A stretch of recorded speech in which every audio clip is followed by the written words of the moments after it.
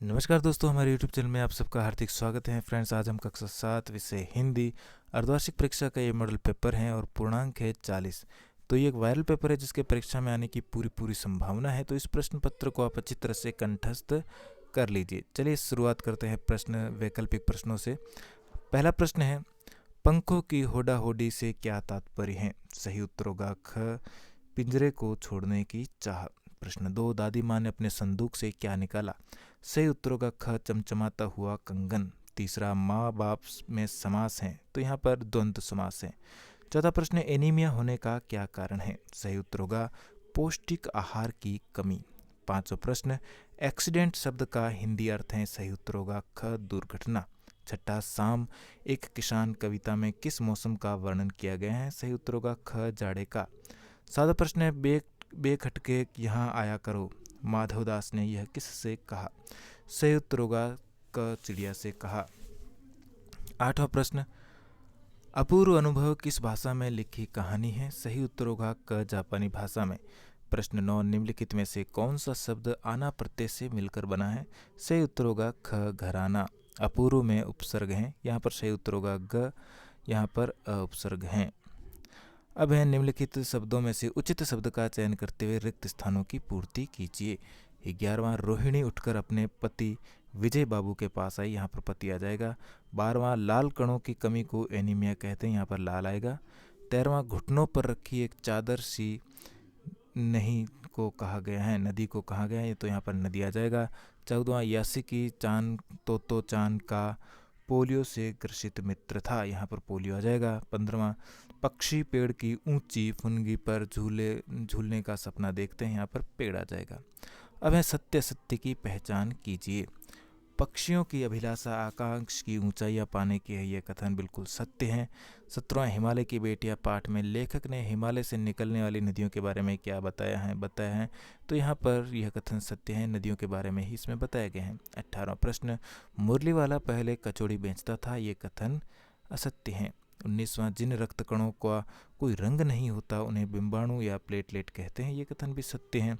20वां, रक्तदान एक प्रकार से पुण्य काम होता है, तो ये कथन बिल्कुल सत्य है। नीचे दिए गद्यांश को पढ़कर पूछे गए प्रश्नों के उत्तर दीजिए। तो सबसे पहले गद्यांश को पढ़ेंगे।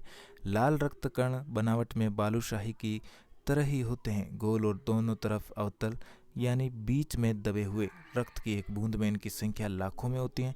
यदि हम 1 मिलीमीटर रक्त लें तो उसमें हमें 40 से 50 लाख कण मिलेंगे। इसके कारण हमें लाल रंग का नज़र आता है। ये कण शरीर के लिए दिन रात काम करते हैं। सांस लेने पर साफ हवा से जो ऑक्सीजन तुम प्राप्त करते हो उसे ऑक्सीजन के हर हिस्से में पहुंचाना इन कणों का ही काम है। अब इससे रिलेटेड प्रश्न है, प्रश्न नंबर 21, लाल रक्त कणों की बनावट कैसी होती है? उत्तर में लिखेंगे, लाल रक्त कणों की बनावट बालूशाही की तरह होती है, ये गोल तथा दोनों तरफ से अवतल होती हैं। प्रश्न 22, 1 मिलीलीटर रक्त में कितने कण होते हैं? तो 1 मिलीलीटर रक्त में लाल कणों की संख्या 40 से 50 लाख होती हैं। प्रश्न 23, लाल रक्त कण शरीर में क्या काम करते हैं? उत्तर लेगा, सांस लेने पर जो ऑक्सीजन प्राप्त होती है उसे लाल रक्त कण शरीर के हर भाग में पहुंचाने का काम करते हैं। अब है, दिए गए प्रश्नों के उत्तर दीजिए। 24वां प्रश्न, रो रो कर का प्रयोग करते हुए एक वाक्य बनाइए। सही उत्तर लिखेंगे, रो रो कर, यानी कि परीक्षा में फेल हो जाने के कारण मोहन का रो रो कर बुरा हाल हो गया। 25वां प्रश्न, नदियों से होने वाले कोई 3 लाभ बताइए। सबसे पहला लाभ होगा, उत्तर में लिखेंगे, सबसे पहला लाभ जल विद्युत प्राप्त होती है। दूसरा, पेयजल के रूप में उपयोग होता है। तीसरा, पर्यटन के रूप में। अब है प्रश्न नंबर 36, चिड़िया ने माधवदास से क्या कहा? उत्तर में लिखेंगे, चिड़िया ने माधवदास से कहा कि मैं थक कर यहाँ बैठ गई थी, मैं अभी चली जाऊंगी, मुझे माफ़ कर देना। प्रश्न 27, शाम एक किसान कविता हमें क्या संदेश देती है? उत्तर में लिखेंगे, शाम एक किसान कविता हमें यह संदेश देती है कि हमें प्रकृति के स्वाभाविक सौंदर्य को निहार कर उसके आनंद का रसास्वादन करना चाहिए, क्योंकि बनावटी सौंदर्य प्राकृतिक सौंदर्य का कभी भी मुकाबला नहीं कर सकता है। प्रश्न 28, अपने घर पर आवश्यक कार्य होने के कारण एक दिन के अवकाश हेतु अपने प्रधानाचार्य को पत्र लिखिए। उत्तर में लिखेंगे, सेवा में श्रीमान प्रधानाध्यापक महोदय, राजकीय उच्च प्राथमिक विद्यालय जयपुर महोदय, नम्र निवेदन है कि मुझे कल घर पर एक आवश्यक कार्य है, इस कारण मैं अपनी कक्षा में उपस्थित नहीं हो पाऊंगा, अतः मुझे एक दिन का अवकाश प्रदान करने का कष्ट करावें। आपका आज्ञाकारी शिष्य राम, कक्षा 7। दिनांक में लिखेंगे 15 दिसंबर 2023। इसके साथ ही हमारा ये मॉडल पेपर यहीं पर समाप्त हुआ। ये एक बहुत ही वायरल मॉडल पेपर है, तो इसी को अच्छी तरह से कंठस्थ जरूर कीजिएगा, परीक्षा में आने की पूरी संभावना है। इसी प्रकार के और प्रश्न पत्रों के लिए हमारे चैनल पर बने रहिए। धन्यवाद।